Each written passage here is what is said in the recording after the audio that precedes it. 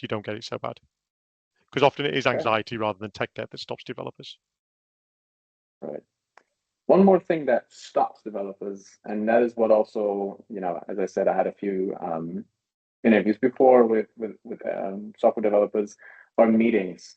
And Yeah, yeah, it's true. as some of them already mentioned that, those meetings are futile and sometimes just not, the way that we're supposed to be, and they kind of feel like we lost an hour of productivity due to that. How do you experience from a coach perspective? Yeah. Meetings are required, but how does too many meetings and spending too much time in ceremonies affect the team in Yeah. delivering? So I've probably gone into, I try not to exaggerate, somewhere close to 50 teams in my career Mm-hmm. where I've gone in to bring them agile now. And often I'd be brought in to sort out projects that were going off for people unhappy. In the early days, back before the university, I'd start off by drawing a pie chart on the wall and tell everyone they get 75% time for what they want to do, which is development. Mm-hmm. But we're going to keep 20 to 25% for planning and communication. So first of all, I would still go around that number and say, hey guys, I know you think it's a waste of time. I get that. But we are going to dedicate time to plan work, to review work, and to communicate. Mm-hmm. And that's not going to be more than 25% was an extreme, by the way. It's between 15 and 20% we're going to do. So that's the first thing to consider. And that's I always make sure that's understood by everybody. You're going to get things in your diary. If you've not worked this framework before, they're going to be in your diary. The other side, that's my early days when I'd go into teams, I was almost setting them up from vanilla. They'd done waterfalls or program transformation. Now what I spend a lot of my time doing from being a coach, and now I'm still a coach, but I'm sort of doing delivery at the same time, is I go in, the team I'm in at the moment, right, it's got lots of problems, but it's very typical. The first stand-up I'm in, I literally can't keep my mouth shut because I'm like, this is not how to run a stand-up, guys. It's just not how to do it. We've got to stop this. So we go through the 5 ceremonies and I sit through them all and I get hold of the team and I go, throw everything away you think you know about rituals. You're not focusing on the purpose of the ceremony. You're focusing on the recipe that you've been given. So you'll go into a stand-up and one person will speak, then the next person, and they'll just say, yeah, I'm working on this, I'm working on that. The next person will be, yeah, I'm working on this, I'm working on that. And you go, no one's getting any information from this session. You may as well not do it. This is just a stand-up. This is the shortest meeting you've got. And if you can't get this one right, so you've got to get your ceremonies to be purposeful. It's one of the things that I do every single time. Every one of those 50 teams, some of them have been set up from fresh, but there's been at least 20 or 30 teams I've gone into, and it's very rare that I don't have to start again with rituals because I'm going in there because they're a team under stress for some reason. And yes, they're absolutely right to say exactly what you've just been told. We are going to these meetings and we are wasting our time. But by the time you've had someone with experience go in, a good coach or a good leader, to say, I'm going to stop you wasting your time, but you are going to come to these sessions. Stand-ups will be 10 to 15 minutes, and we will only focus on things that you want to focus on. Planning will only plan a sprint. When we will start to respect that plan and we'll start to focus on it, and you'll get out the moment we've actually planned it. It won't be to a run sheet. It'll be to the purpose of the session. Then you start to get more engagement with those developers. So in everything you said, I've heard it every single time, and they're right every single time. But it doesn't have to be that way. You have to have a leader or a facilitator, a chair of those meetings, who says, actually, once we've met the agenda, we're done. And the agenda is to meet these purposes. To be honest, I go back to the product team where I said about the owner would come in.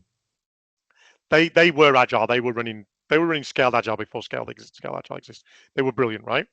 But they had this thing about meetings where it started to happen around that time. I don't know how long you've been in the workforce for. Do you remember meetings in the office? People brought their laptops in. People, did they do that where you worked?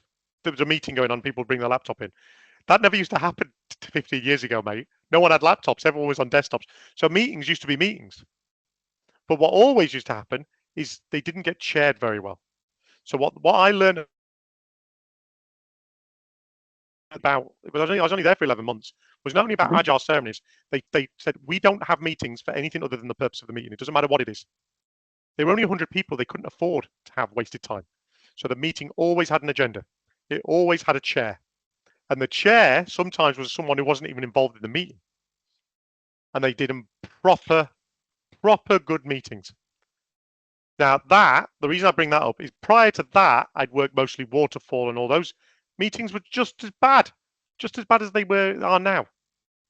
It's the lack of a chair, lack of agenda, lack of strong characters to keep the meeting on track. People bringing their laptops in. These are the things that are wrong with the meeting. It's not agile. They were there. All those problems existed before.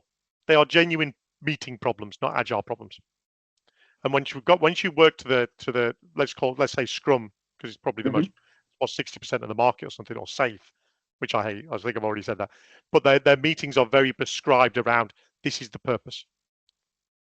I'm going off on one about these meetings.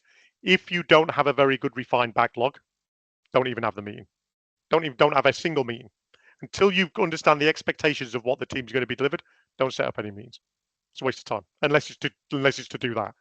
Unless you've actually got here are what we've got to achieve, you can't have a plan. So don't go on to plan until you know what you're trying to achieve. Once you've got your plan, that's great. Now you can start your stand-ups. But don't do stand-ups unless you've got a plan. And then, of course, there's no point in doing a review if you're not done any delivery. But so many teams just jump straight into, well, we'll implement stand-ups and planning and all that. And they don't really know what they're delivering in the first place. Or they don't spend enough time refining their backlog. The refined backlog is all of those teams I've ever been in, or gone to, within about 10 minutes of the first session and 5 minutes of looking at the backlog, I know exactly what's wrong with the team. If they've not got a good quality, tidy backlog to work from, you know they're not going to be successful. I mean, intent.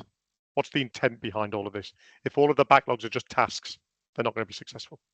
They're just going with the flow. They're not really thinking about what they're delivering. And that those things fit together. The ceremonies that you work in and the backlog and how you maintain the backlog go hand in hand. If the ceremonies are very much ritual, go through the steps, and the backlogs tasks, it's very common to be like that. There's no agility in there at all. There's nothing modern way of working at all. It's a very old-fashioned way of working. I know English isn't your first language, but attendance and participation are two totally different. Two different, absolutely. Totally different. And I have to constantly remind my colleagues, you're invited to participate. If you're not participating, don't even turn up. It's the same in German. Anwesenheit and Teilnahme are two different concepts. And since we've been working remotely, it's so much more difficult to get people to participate. But I'm such a discipline for this sort of stuff and say don't turn up. If you're not putting your camera on, you're not participating, which by the way I don't get much success on. But don't just turn up because you think you've got to turn up to the meeting. My other big bugbear is when people send their updates through, because that means I'm failing. If they think I invite them to listen to talk, sorry, they've got it wrong. I'm inviting them to listen, and that's when you know the tipping point in the team, when you know you're doing a good job in leading the team, is when they turn up to listen to other people, and they don't turn up to just talk, because that's when you start to get that collaboration. So it's not like a burden that they have to go through, but actually it's something they can learn from and get information. They actually start asking questions. It's difficult because when you're young, I mean, I find remote working easier to do this because you're standing up in front of people's tough. It really is. But when you're young as well, just standing up in a group of 6-7 people is intimidating. And technology has always kind of drawn the more introvert type, shoegazing type people. It just has. So it's difficult. So you've got to make the safe space for people as well. But if they're not participating, you've got to find out why, and you got to solve that. You can't be an introvert in a team. It's just really, really difficult. And when people try to defend that, I'll go, but they're not like that with their family. So you've got to make them feel as comfortable as if they're at the dinner table with their family.